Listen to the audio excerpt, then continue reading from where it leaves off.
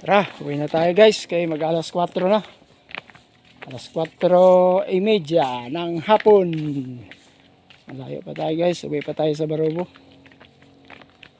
Ano si ate. Siya ang ano dito guys. Maintenance. Nagwawalis. Tingnan mo, malinis ang palibot. Andyan si ate. Shout out ate. Siya ang maintenance dito guys. Diba? Siyempre may magwawalis para malinis ang kapaligiran. Okay. Okay. Di ba? Wow. Nice siya kayo. Pwede dumaan dito, ate? Pwede na mag-exit? Okay. Thank you. Tingnan nyo guys, Yan na yung palibot. Naninilaw. Anong klaseng bulaklak to? Naninilaw. Hindi naman siya ano guys, patay.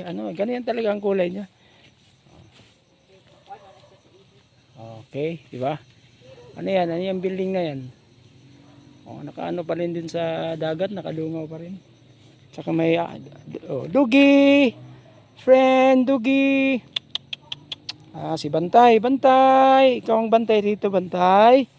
Ang bait naman ni Bantay, siya ang may bantay dito guys. Okay.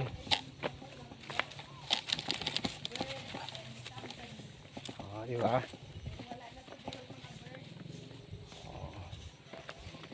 Wow.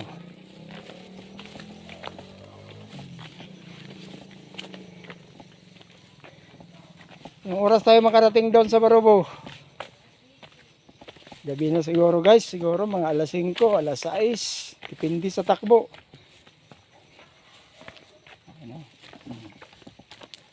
Diba? Birds. Guys, nag-request pa ng picture daw. Nag-video tayo. Nag-picture pa. Okay. Juan, pagpani mo. Ano guys, diba? Puro manyana guys. Sa amin to, manyana to eh. Tawag sa Tagalog to. Sa amin to, gamot to eh. Alam ko, gamot yan. Bayupan, mani antibiotic. Diba? Hanggang dito lang yung ano niya guys. Kasi naka pins na siya. Hindi na pwede dumaan ng tao dyan pumasok. Kasi naka pins na siya. Man na siya pang bird and company. Pero wala na siguro yung mga bird. Ano pala ito guys? Birds and Company. Siguro maraming ano dito dati. Birds. Mga ibon, no? Pero wala na siya guys, sinarado na siya. Saka may entrance siguro to kay may ano man, Pero wala na siya guys, sarado na siya. Wala nang ibon, wala na tayong maririnig na mga ano ng ibon. Mga sipol ng ibon, wala na. Saka wala nang ano guys, ang dami ng dahon na nalalaglag sa baba. Hindi na siya nilinisan. Siguro paiba-iba ang ibon na nandito.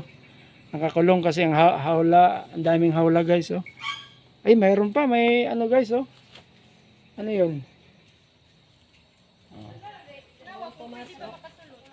Hindi na pwede kasi nakalock na siya. Wala na. Di na pwede magpasok. Ito na lang natira guys, Ewan ko kung anong ano to. Parang USA ata to eh. USA. USA, dear. Dear to be there. Guys, ikutin natin dito sa taas. Ayun, nakasulat guys. Close. Close, parenthesis. Close, open. Wala na talaga, close na siya. Pero may tumutunog pa din guys, Nagmamakaawa. Sabi niya, pakawalan nyo naman ako. Pakawalan nyo naman ako dito. Nag-iisa na lang ako.